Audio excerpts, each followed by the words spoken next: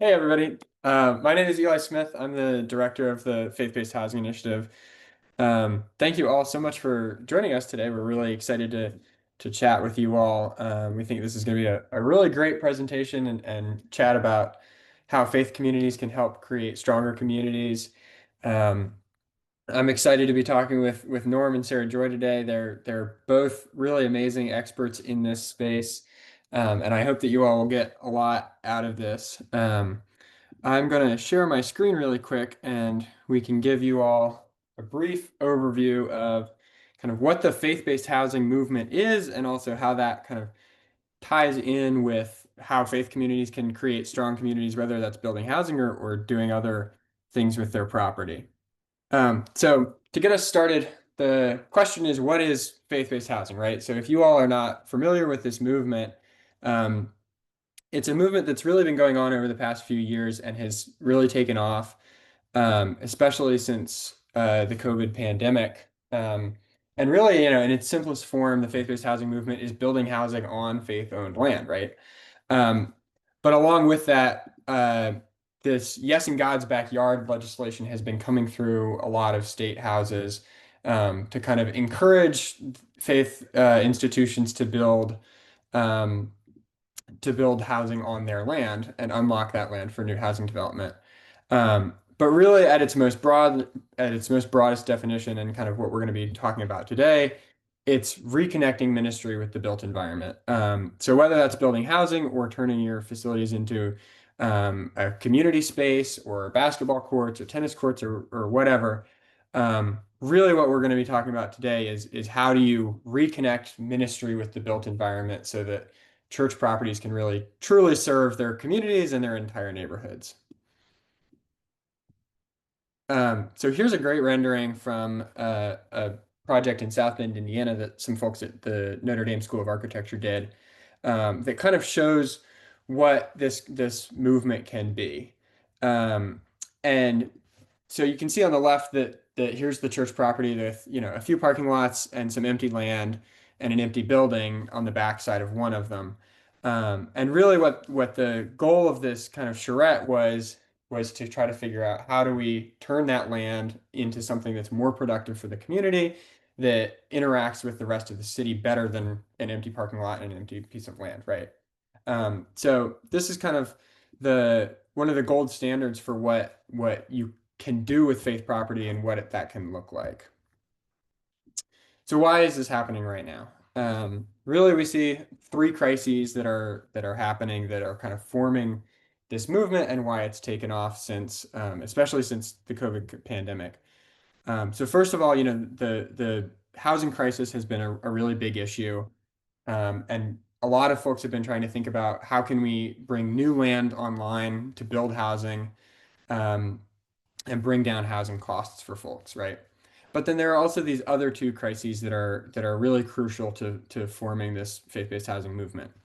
One of them is the faith crisis. So a lot of congregations are asking, how can we um, rethink our ministry, especially in the post-COVID era? There's a lot of uncertainty over, how do we serve this new world that we find ourselves in? And also, how can you do that through your land, right? But then there's also this loneliness crisis. A lot of community institutions have been failing. A lot of gathering spaces that folks have traditionally found in their communities have declined over the past, 20, 30 years. And so there's this real feeling of loneliness and community disengagement.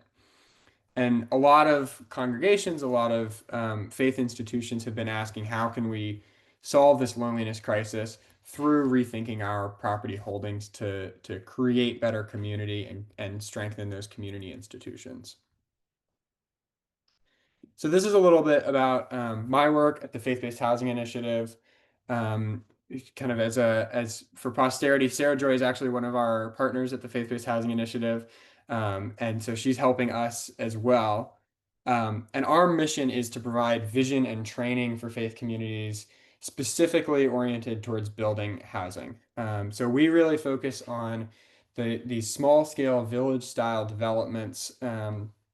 That are really beautiful and can be slotted into neighborhoods to help congregations rethink their land and also um, build something that can serve their entire community and their entire neighborhood while also providing housing for folks.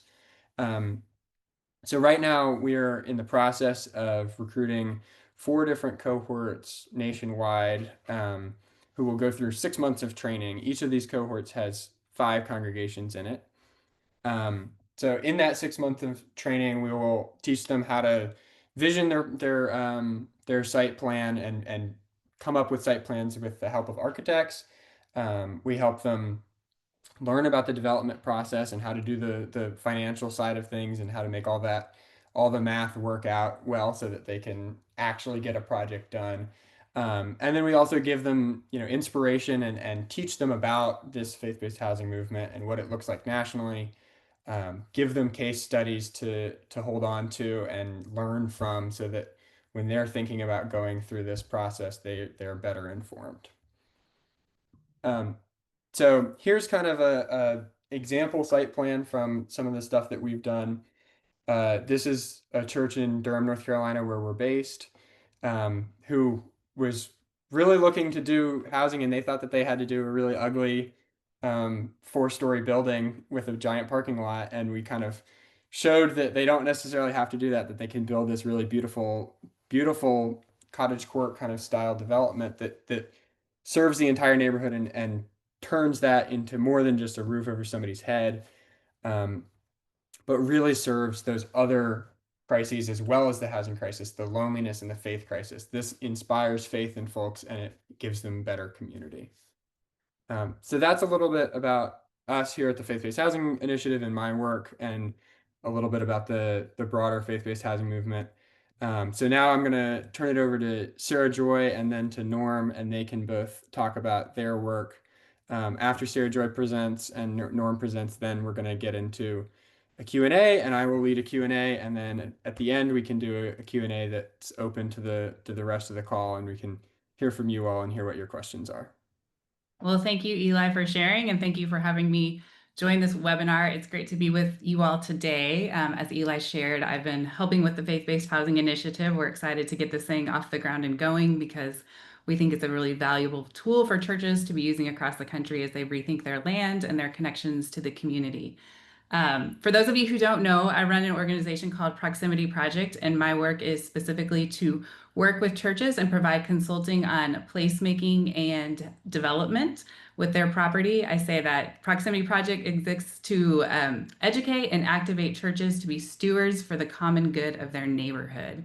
So Proximity Project really birthed out of what I saw in my neighborhood and in a couple of different aspects. So this is a couple of pictures of some places in my neighborhood. And I come at this from a real estate development perspective. And as a real estate developer, what I began to see is that there was a missing audience in many of the community conversations that I had. I would go to neighborhood meetings to present new projects, and I would have local business owners show up, I'd have residents show up, but I would not have anybody from the local church down the street show up. And I thought, this is kind of interesting. There's a missing audience here. And then going on this walk in my neighborhood and seeing these properties, I also realized there's a lot of underutilized land. So I began to dream about what would it look like for churches to actually be equipped to think about their property in more strategic ways of how they could serve the community. I also began to think about this as a churchgoer. I've been going to church my whole life and still actively involved. And I also began to see that there was just a real missed opportunity here for churches. There was a disconnect for them to think about how their place could be in service to people. Churches are great at doing a lot of programming and doing social services and things like that, but there's not always a lot of strategy about how that relates to their actual property and ways they could be using that in service to community as well. And then another thing, and Eli touched on this, is we began to see the cultural landscape of loneliness and just how stark these statistics are, that only or 50% of Americans report being lonely, only 39% feel socially connected.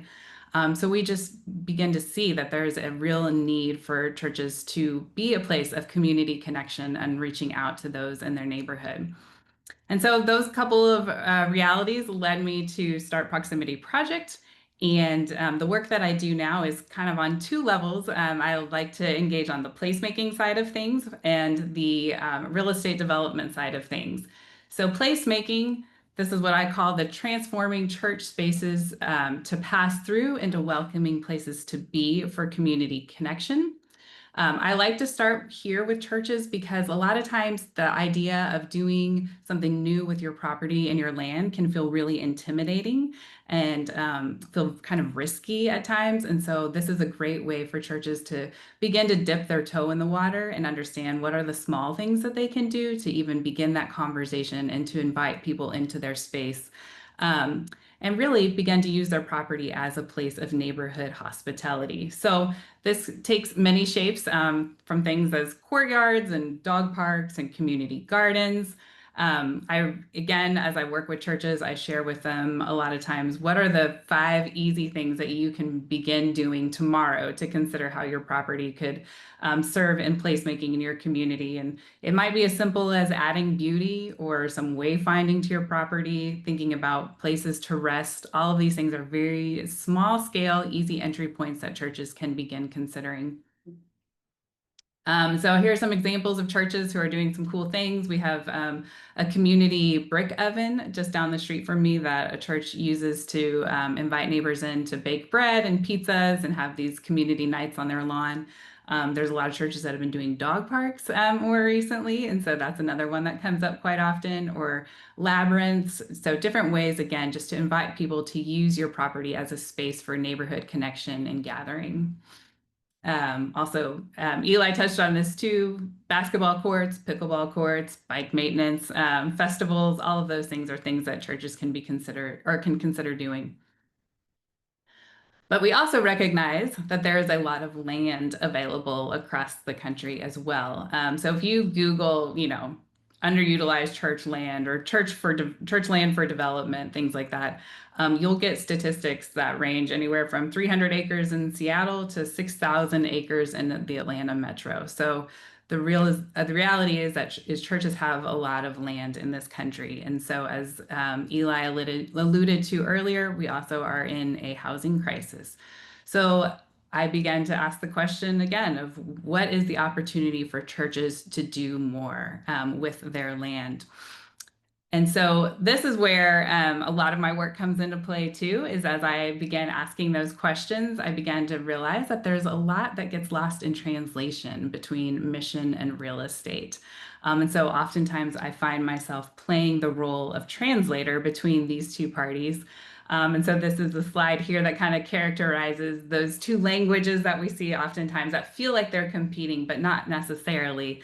They just need that translation piece. So again, we see churches a lot of times are seen by developers as slow and messy, mission driven and miracle dependent. A little bit of the herding the cats, volunteer committees, can be a lot of work and require a lot of patience. And there are a lot of developers who don't necessarily want to engage in that and consider a partnership with churches. On the flip side, churches tend to see developers potentially as fast and demanding, greedy, profit driven. So don't always recognize that there can be partnership opportunities and there can be ways to align.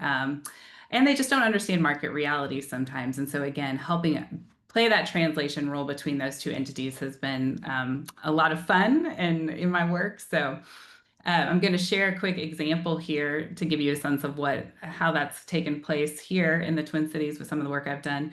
Calvary Lutheran Church in Minneapolis, Minnesota came to me several years ago with a building with a lot of deferred maintenance and not a lot of capacity to really keep going as a congregation in that location to be able to maintain the building and maintain staff and all of that. So through the course of conversations, we came to the place where it was decided that there was a need to sell the property, but then in that sale, they wanted to make sure that there was missional alignment and that they could actually continue operating as a church on the property. And so we actually negotiated the sale of the entire property to a local affordable housing developer here in the Twin Cities who put, I think, about 30 units on the parking lot site there And then they also adapted the education wing into, I think, an additional about 12 units of housing. And it's for 30% of area median income. So it's deeply affordable housing. And then they also worked to preserve that sanctuary space and renovate that and maintain it as the community's gathering place for the residents. But also, as part of the negotiation, we worked into the purchase agreement that the church would continue to lease back that sanctuary space on Sundays and holidays and be able to continue operating there as a church. So Calvary Lutheran is still meeting there, still members and part of that community anchor in there. And they have a community food shelf that they are also continuing to run that the developer took into consideration and increased actually the size of that. And so it's just been a really great project for everyone. It opened up in January of 2023, has been fully leased. You see there the sanctuary space that's been renovated and now is community space and also the community food shelf. So this just gives you an idea of the type of projects that are possible with church property and the ways that I bring those together and translate between mission and real estate so that the church is able to thrive in the community and that they're able to utilize their property in a way that's more robust. So I think that that's it. Excellent. Thank you so much. It's great to be with you today, and I'm really grateful for this opportunity to address this broadly in the context of how it is that our faith commitments drive us to take action where we live. And then I think there will be some great sort of interplay between what are some of the things that we can do as individuals, what are some of the things that we can do maybe with a small group or another group within our congregations or our faith communities, and then more broadly, like what are some of the very tangible things we can do with church properties and things like this. So one of the things that'll stand out is there's a real continuum or spectrum that's here. I'll drop this in. Maybe it's more of a point for reflection for you, or something you can respond to in the chat as well. Is what is it that is really gives rise to your why? Why do you care about this? Why do you want to be considered a servant of your place? Someone that is willing to give even sacrificially for the work of improving our communities. One of our missions at Strong Towns, the way that we summarize it is that everyone would be able to live a good life in a prospering place. And this is made challenging by many of the realities that we face on the ground. Theologically, we understand in the Christian tradition that I come from how it is that things are the way that they are and some of the barriers and needs that we will always face. Famously, Jesus says in the scriptures, the poor you will always have with you. That gives color then to the duration of our call to provide care, no matter our economic circumstances, that there is always a range in which people find themselves in.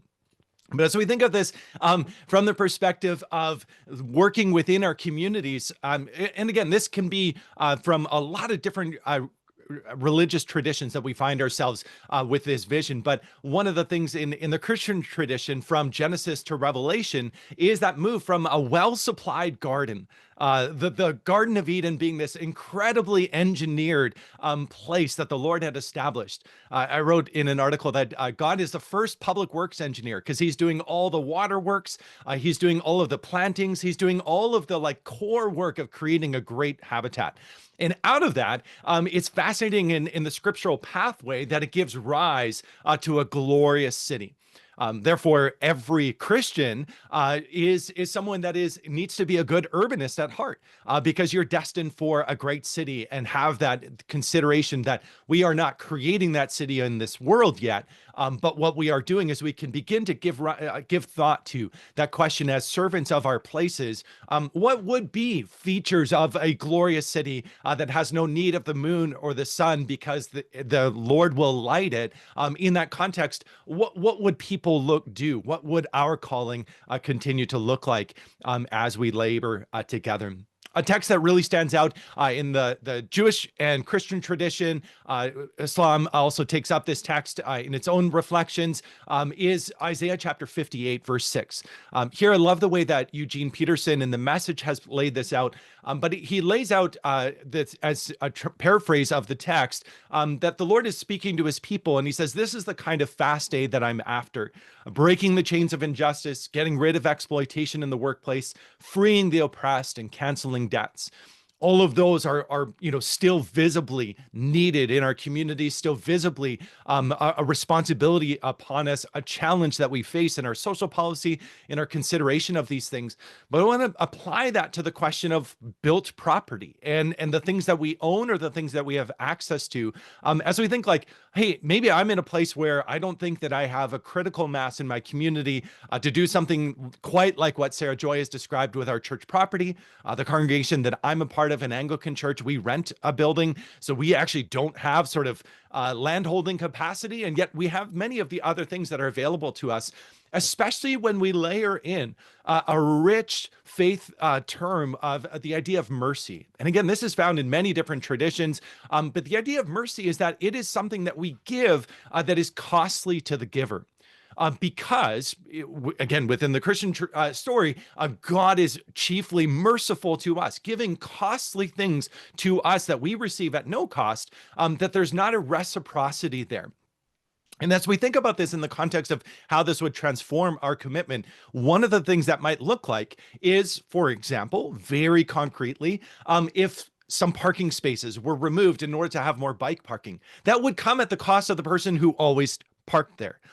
If we say, hey, we're going to deal with a little bit of extra vandalism on our church property, if ever that were to occur, by removing the gates and letting more people use our spaces, that may come at some cost to us. There may be no reciprocity emerging here. And yet, if we actually foundationally believe that mercy is at the core of what we experience on a day-to-day basis in our relationships, mercy freely given to us, that will then begin to allow us in a lot of ways to take it on the chin, to take it, to experience sometimes the real cost of showing mercy and real cost of helping our neighbors.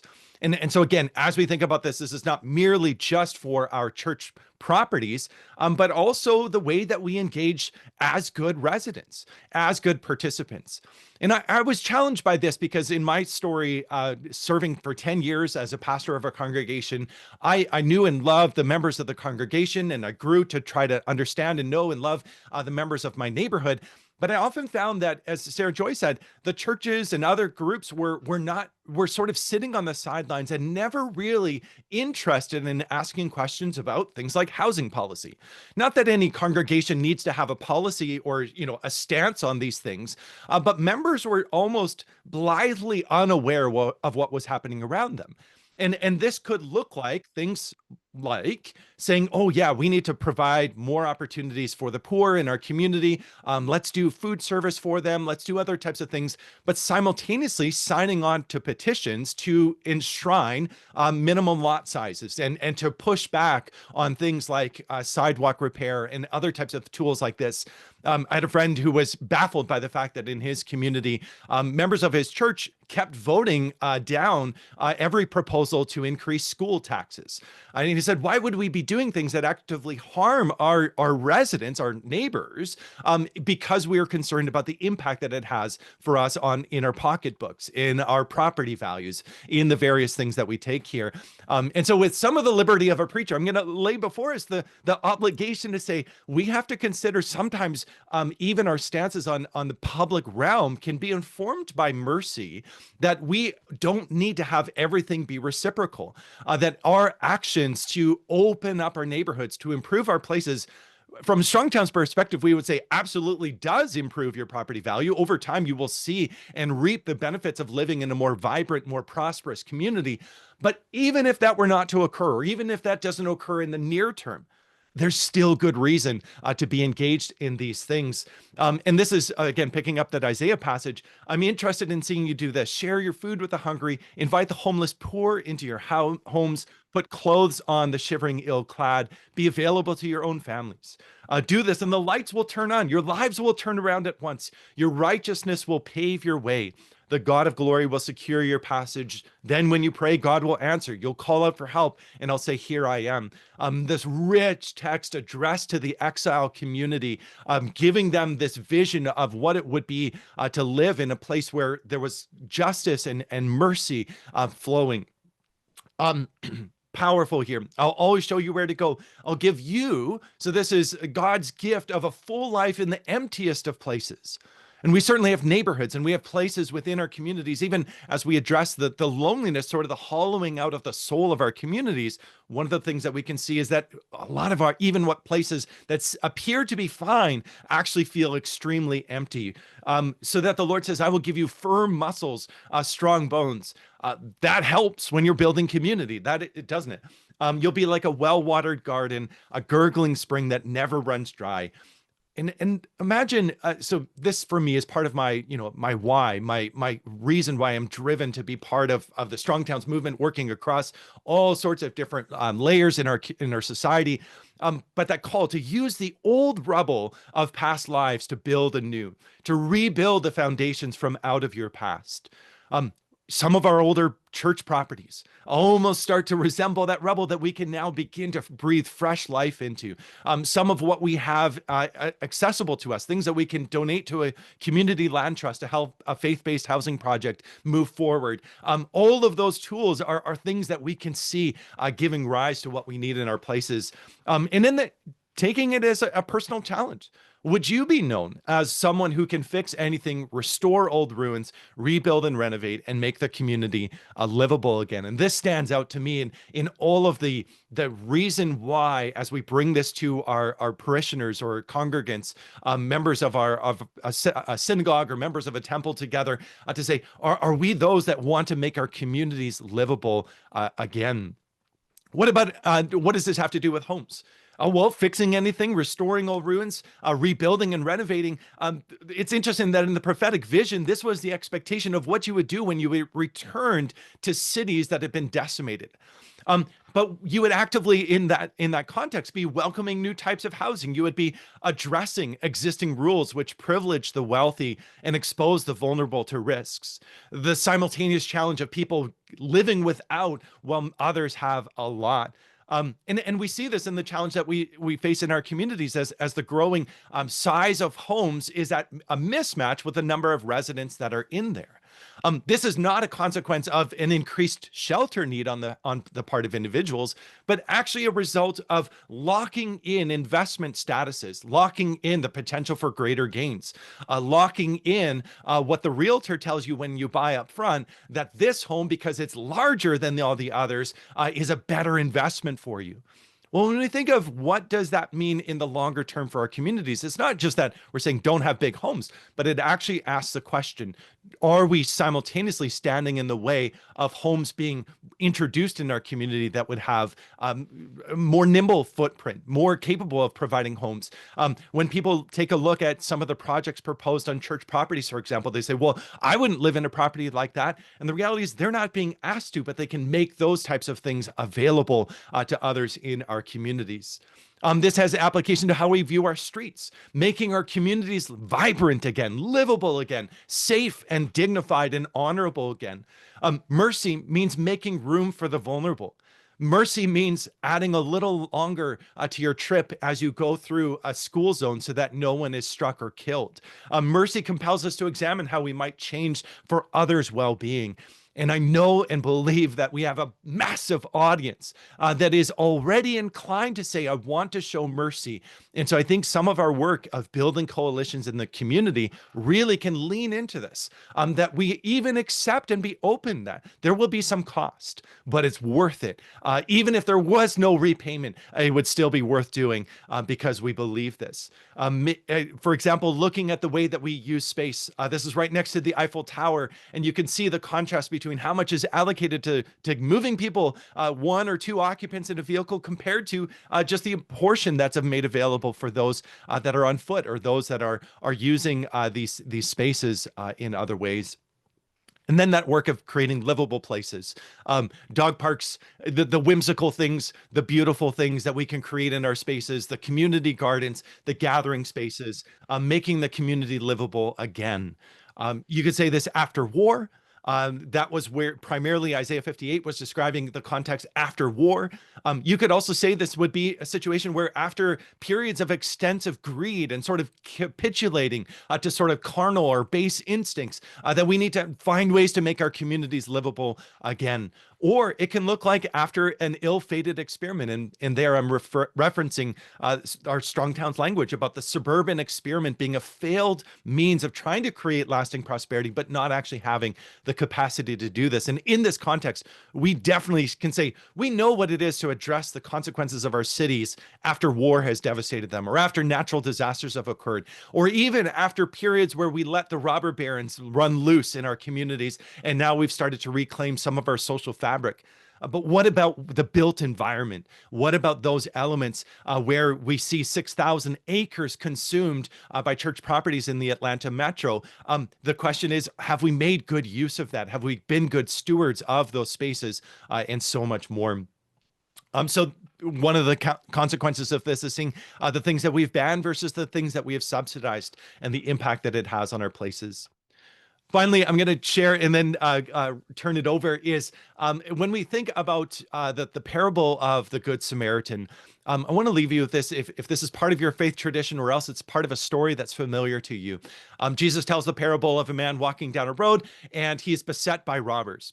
And the broader application of the parable is that we need to consider who is our neighbor and attend to them. And the leaders of the day were shown up and demonstrated to not have their neighbor's interest in mind, whereas the Samaritan man, the one who was somewhat at a distance, was actually the one who showed true neighborliness. And that matters. But I've often asked, what would the road look like that this man was walking? We often have it picture it as sort of a hillside road where robbers could creep, something that was desolate, something that was, really dangerous. But I think also there's actually an application. A lot of our roads, a lot of our spaces in our communities have become much like those places that we become beset, where we are easily at risk, where we feel like we are not dignified, we're not welcome, we're not enabled in these places. And so there are a lot of bad roads where we are vulnerable in our communities. And these are things that are within our power to address. These are things that we can advocate for change on, even as we think about how do we help our neighbors? How do we make good use of those things that are shared publicly, the common realm that we're co-participants in, as well as things within the private realm, or the nonprofit realm that we can help others in. And so as we think of this in the context of safety, to be known as those who can fix anything, restore old ruins, rebuild and renovate, and make the community livable. And this, to me, stands out as a key part of our calling and responsibility. And so out of this, as we seek to build housing, or as we seek to make things possible, giving thought to the broader picture of what is our vision of what good looks like, of what our calling is, and what we can do with the little that we have. I think it helps to galvanize us, that some of you may be in places where you say, I actually have a critical mass of people in our congregation, we're ready to go. Others of you are going to say, I need to first do other projects. I need to work on smaller things before we can get to the point where we're ready to hit start on a big project. But until that point, there's so much that you can do as a local advocate, as a strong citizen in your community. And so thank you for the opportunity to present. Over to you, Eli. Thank you, Norm. Thank you, Sarah Joy. Both of your presentations were wonderful and very illuminating. Now I'm going to I have a few questions that I want to ask of both of you. And then for everybody else, after that, we're going to turn it over to you all to ask for any questions from the participants. So if you all have questions, feel free to put those in the chat at any point, and I will read them out once we get to that portion of it. So first of all, I want to start by asking both of you. First, Sarah Joy, what are some common characteristics that you see amongst congregations that successfully make that transformation and begin to start thinking about how their property can serve their neighborhood? Yeah, so I have a term that I like to use. It's called moxie. And my definition of moxie when it comes to churches is churches that demonstrate a willingness to roll up their sleeves and get the job done. Because a lot of this work, particularly when it comes to thinking about a scaled real estate development, requires a bunch of tenacity. And so that church that's willing to keep coming to the table again, and real estate works in terms of you take 2 steps forward, 1 step back to the drawing board, 2 steps forward. But a church that can stay engaged in that process and has that tenacity is really important. Another thing in that Moxie is, I think, having a vision for the future and not the past. There's a lot of churches, and it makes a ton of sense, right? Churches are rooted in tradition, and there's something that's very valuable about tradition. But I think too, it can be a hindrance when you think about, well, we always did that activity because that's what we've done. But are there fewer people showing up to that community event now because that just doesn't make sense for the neighborhood that you're in at this point anymore? Right? Is there ways you need to adapt your programs or your events to really draw the community in new and fresh ways? So a church that can take on that vision for innovation is really important rather than relying on nostalgia and the things in the past. So those are the things that I see when churches are very successful in coming to the table and thinking through placemaking and development ideas that they might have. One thing that stands out to me is the recognition that many of the projects that are underway ought not to be exclusive. So they are not a church project that the church itself has to do and almost without any recourse to the broader community, because that can sometimes engender this sense of like, oh, it's being foisted upon a neighborhood, especially in instances with many congregations where a lot of congregants live further away from the church property than the nearby residents. And so that can be one of those challenges. And so I love that the motivations or sort of the thing that creates the fire in your belly might derive from like a great sort of message in the Sunday service or from reflections together in a small group, but that it quickly sort of transcends to say like there are many other partners that we engage with, and I think that certainly stands out, and it allows for a lot of that coalition building to be front and center, and not merely as like a tool to further evangelize or a tool to proselytize in some way, but actually just saying like this is part of our shared labor, our shared insights. And one of the hallmarks of I think a poor project can sometimes be when it's just we have the idea, we have the vision, we have the money, we have the control, we have the authority, we're just going to make this happen. So I often, it's not that we should talk ourselves out of projects, but we should talk many other people into the project with us. Yeah, and I would build on that, Norm, in terms of a lot of times I tell churches, you don't want to be just a place maker. You want to be a place keeper. And so Yeah. to be a place keeper, you need that community of support. You need those partners, those people that are taking it on with you so that as a collective whole, you can be keeping that place together. Yeah. Hmm. Yeah, that's really fascinating. And Norm, I'm glad that you pointed out that a lot of congregations struggle with um, the congregants live further away from the neighborhood than the neighbors, right? And that can sometimes stand as a barrier of Yeah. not fully knowing the needs. Um, I'm also curious. My next question is, many congregations find themselves in a position of caution. That's perhaps understandable. Um, Many congregations are land rich but cash poor, and they don't necessarily have the means to keep up their existing facilities, much less do more. While others are just simply rather risk averse and don't want to risk their property that they already have. And there's no pressure to do something with it, right? So my question to you all is what advice would you have to those faith leaders and those congregations who are interested in rethinking their property, but might be hesitant because they're cautious about reusing their land and they don't necessarily want to put that at stake. I'll go first, and then Sara Joy, you'll have an even better answer.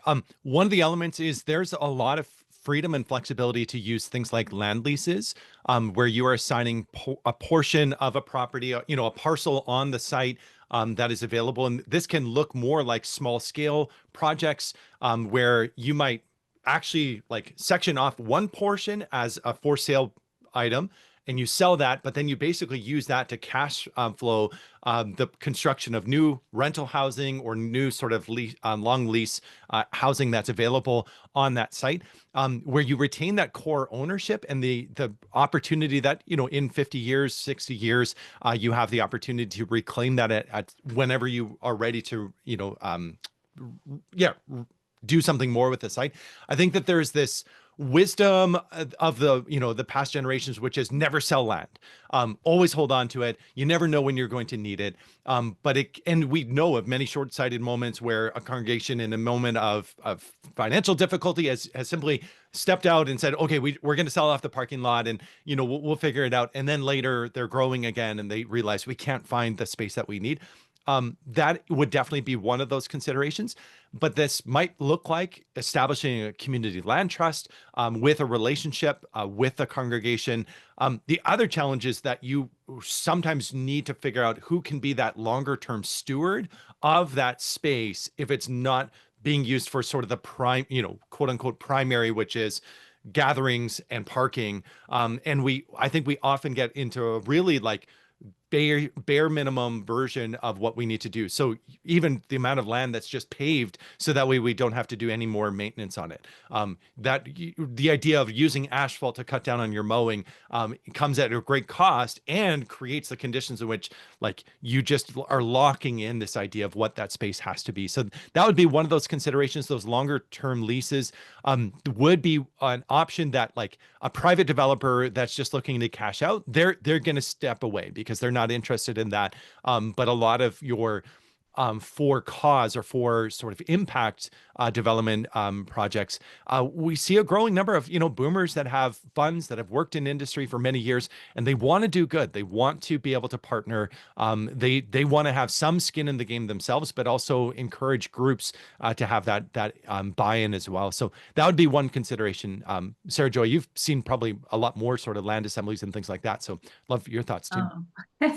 Well, I'm not going to go into the details of land assembly, but just building off of what you shared, Norm, because I think a lot of the ideas that you put forth are really ideas that are built on partnerships and relationships. And I think that that's one thing that's really key, that a church comes into this with an abundance mindset. And sometimes that requires you to think more strategically about what you consider to be abundance and the resources that you actually have. Because a lot of times we don't necessarily think in those realms of, well, who do we know in the community, or what's the professional expertise within our congregation for doing these things? We immediately just go to the money and the land. But so often the things that can be most effective are actually the community relationships that you've built, or, that person, Joe Smith, who is connected to the council member in some way, or knows, you just don't know where those connections can come. And so really doing that work of mapping that out, I think can be really valuable and really help you understand like, oh, we actually have a lot to work with here. And yes, we're going to have to rely on some partners to really make a project happen, to maybe bring some of that equity and that, real estate expertise to it, but we can contribute ourselves as well as a church. So I think that that's important. Also, I would say, and you kind of alluded to this in terms of, what does it mean to take a smaller portion of the property and use that and build incrementally? We all know Strong Towns is all about the small steps, the incremental development over time. And so that is one thing that I work with churches a lot on, is a lot of times they come to me with this idea of, yeah, let's put in the 200 unit big building. How do we do that? $40 million project out of the gate. And that obviously feels like a very big thing to swallow and a lot of risk. And so I will push back and say, hey, have we thought about a smaller scale development? Have we thought about the missing middle housing? And sometimes that makes sense, no, not always, but at least let's take a look at that and think about how you can start small and incrementally to feel like you're not carrying so much risk right out of the gate. So those are some ways that I challenge churches to think more strategically as they get started. Yeah. And at a minimum, things like clergy housing. Many of our Right. congregations, I've been a pastor, so I never benefited from being able to like get my own equity. But because I was living in church provided housing, but one of the benefits of it was that I was able to move rather easily. I was able to sort of like settle into a place as a newly graduated like master's student and be able to like slide in, but that can look like a more expansive view of not just your ordained ministry, but individuals that are like a caretaker cottage or some of those small things. And probably some of that effort to get something like a caretaker cottage established on site, which would meet a core housing need of a member of your congregation congregation or a member of the community that's brought closer, could be that sort of training wheels that then gave rise to, okay, that went okay. Nobody lost their, lost their mind over this. We're going to be all right. And I think there can be that instinct, Sara Joy, that you're talking about, like when you're like, all right, how do we maximize the site? And maybe that can be a good thought process, is like, what would the max version of this be? What would the minimum version of this be? And then say, like, the fear is often, and I know this from like a Dutch farming background, if we build this, it means we're closing off all of these other options. And the reality is, like, you were never going to build out that max build out anyways. And so when you look at it, like, so long as you're not sticking it plunk in the middle of the parking lot, you're going to be fine, unless you decide we would still build around that. So Eli, I love the designs you're using, which is, we're often like, the idea of this monolithic structure, you're breaking it into its component parts, and you get a much more vibrant, sort of livable community as a result of that. Bringing on things that incorporate like just good place design can really help as well. Yeah, Not yeah, just yeah. towers. Yeah, and then you can also, it becomes a lot easier to phase a project like that. And then the capital raise becomes smaller, the debt becomes smaller, and you can build up small successes and Yeah. gain confidence, and then do bigger things. So I want to open it up to the audience now for any questions that people have, that you can drop those in the chat right now. Um, so I think, yeah, here's one from Iping, who I know is an architect in England. Can you please comment about on how we create long-term sustainable communities and how churches can be involved with the new communities that are created?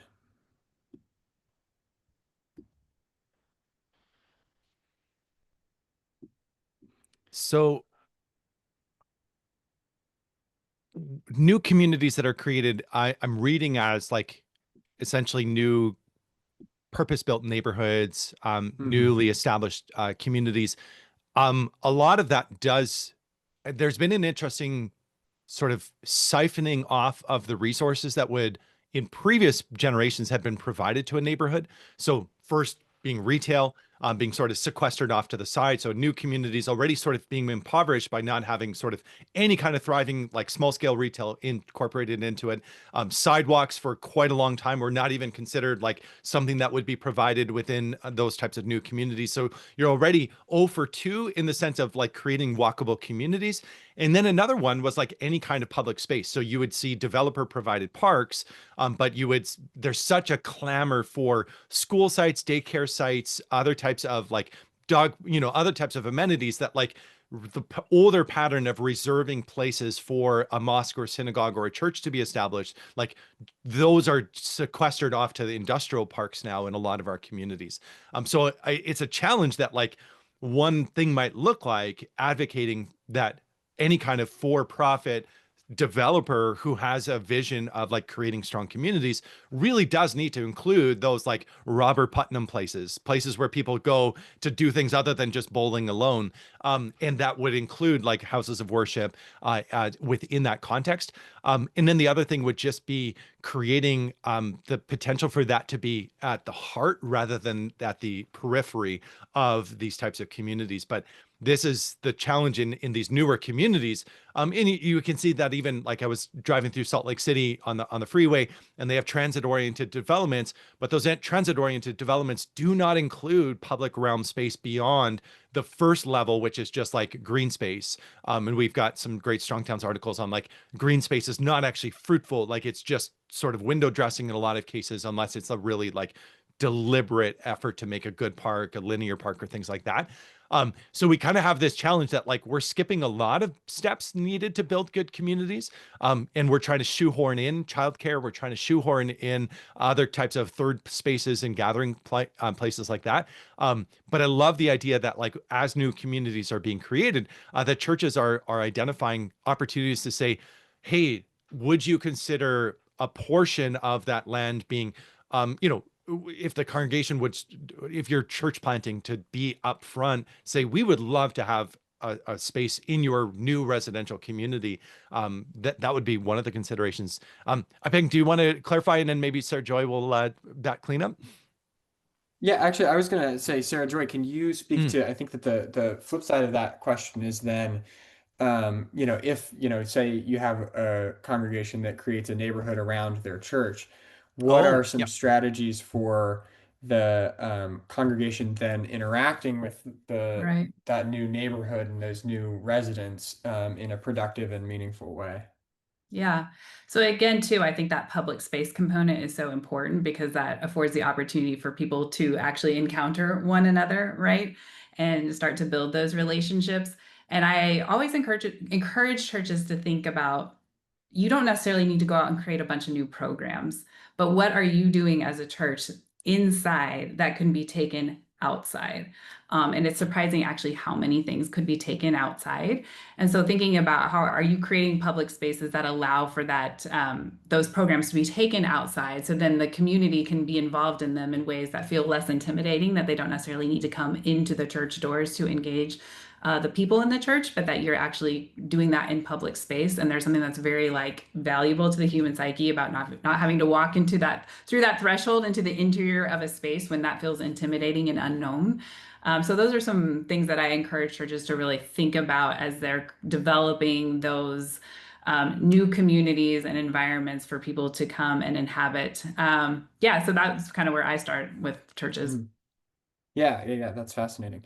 Yeah, if there are any more questions, I have some questions. But if you're in the oh, here we go, Scott. Um, can you share faith-based housing initiatives definition of community-oriented housing?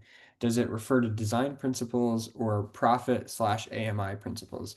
Yeah, I can take that one, being the director of FBHI. So what we really mean by community-oriented housing is largely we're focused on this village vision of kind of like what Sarah Joy was saying is building a housing development where you want people to come don't necessarily live there or maybe not might not be part of the congregation. We really want to create spaces that are um, almost like destinations, gathering spaces for the entire neighborhood. Um, and that means going a step beyond just kind of building the lowest common denominator, maybe affordable housing development that is, maybe a few stories tall and like I said, has a large parking lot next door that maybe turns people off from participating in that and joining. Um, so really what you get with that alternative kind of village style development is you get the gardens and the benches and the spaces that the congregation might want to go and hang out after worship on a Sunday afternoon.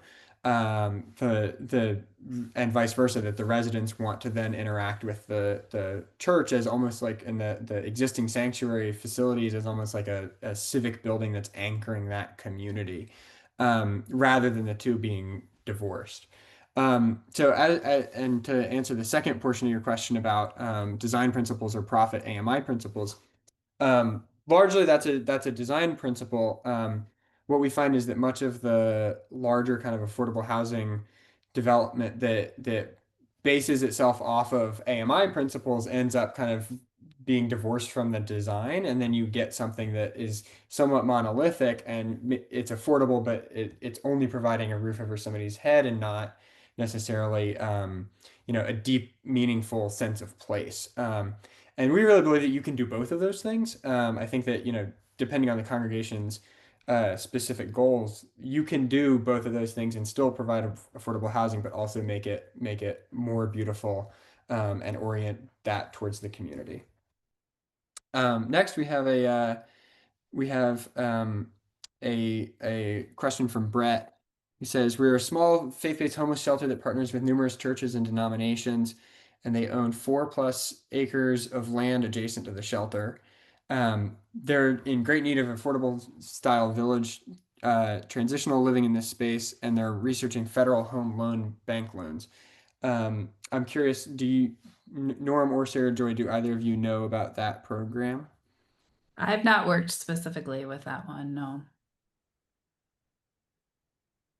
Neither. And I think one of the cautions that I'll offer just as we're working to get a nonprofit housing co-op started is we've been warned that sometimes there's more cost than value in the big sort of partnerships or the big programs. They're often their scale is not matching, say, what you can. I mean, 4 acres is pretty substantial, but it can also we would always encourage that sense of like trying to chop it up into small increments. If you're going from zero to something, the quest is often, well, can we do more? Can we do 4 stories? And in my community at least, I've seen many projects that were ambitious, and then either they struggle to find funding or the conditions become so restrictive that it becomes very difficult. And so it's not just to say work on the private side or on the charitable side, but sometimes there can be that recognition that you're also having to show proof of capacity, and they will be really probing a lot of your capacity questions, which is, do you have any evidence that you've done this before? Do you have any, a lot of the like declarations of like, have you done market surveys? Have you done all of those things can just really slow down the project timeline. And that might look like in inquiring in your county or in your community, is there anything around small scale housing that has already been brought in? So do we have by right permission to at minimum like do things with pre-approved building plans or things that could get you some things constructed that then would give rise to the next layer? One consideration is doing multi-story if at all possible, because we know that single-story structures, they're in their first life cycle. But if you can, building up just even opens up the opportunity. You can either have 2 units or you can sort of double up on capacity that way, and you help with the community. But I don't want to, go into the specific designs, but I think there can be often that question. We can use compact landform to conserve a lot of that land and provide the thing that we need for providing housing. But Yeah. um, Yeah. yeah, And Ryan, thank you for your answer there. That also sheds additional light on that question. I know that can be a very complex question sometimes. Yeah, Yeah, I was just going to say one thing to that too, as well, is that I think that's where partnership becomes really important because, again, some of these programs are very complex and require a lot of like back end compliance and all of that as well. And so finding a partner who has that experience, who is not so much brain damage for them to take this on and for you to partner with them is going to be really helpful. And that speaks to what Norm was saying too, of a lot of times these types of programs are looking for a past experience and a record of like, can you do this? Can you administer this in the way that we're looking for? And so again, finding a partner who's able to do that is really valuable in that rather than trying to do that on your own. yeah. I think unfortunately we are running out of time here as we get closer to the top of the hour. But I think Norm, we can share your contact information and also Sarah Joy's and also mine via email with everybody who is here today. And I think that will kind of create further conversations. Anybody out there, don't hesitate to reach out to me or to Sarah Joy or to Norm if you have additional questions. We'd love to chat further with any of you and answer those questions. Um, so Norm and Sarah Joy, any closing remarks? If I may, I'll set it up for Sarah Yeah, Joy. Is the reality is like there's so many of the smaller things that we can do. We sometimes, I love the energy of like the single project or single big thing, the next step. But it can also look like in adjusting sort of the temperature controls in our community of what do we care about, and how do we express some of that care and that level of like broad advocacy in your community for mixed housing gives credibility to any effort to do that with church properties. And rather than a bifurcated, like, yeah, we should do something with our church, but simultaneously I'm rejecting it in my neighborhood. That's the tie that I want to bind together, just with that plea that like God's people are needed in all of God's neighborhoods. And so I definitely want to encourage that as well. Yeah, I agree. And I would say again, kind of what Norm was saying of start small. Yeah. I mean, great to think about housing and some of these big projects, but also what are the things that you could do tomorrow? I think so often we get tied into the big picture, and because that takes long and that takes a lot of effort, then we forget that actually we can step outside and do something tomorrow. And that's some of the best things to do to get the flywheel going. So I'd encourage y'all to think small. yeah. Wonderful. Well, thank you all very much. Thank you all for coming. I hope you all got as much out of it as I did. This was fascinating and absolutely wonderful. And I think we're all glad here that this movement is thriving and expanding every day by day as more and more folks ask that what is the next smallest, best thing that they can do. So thank you all for coming today and see you all later. Thank you.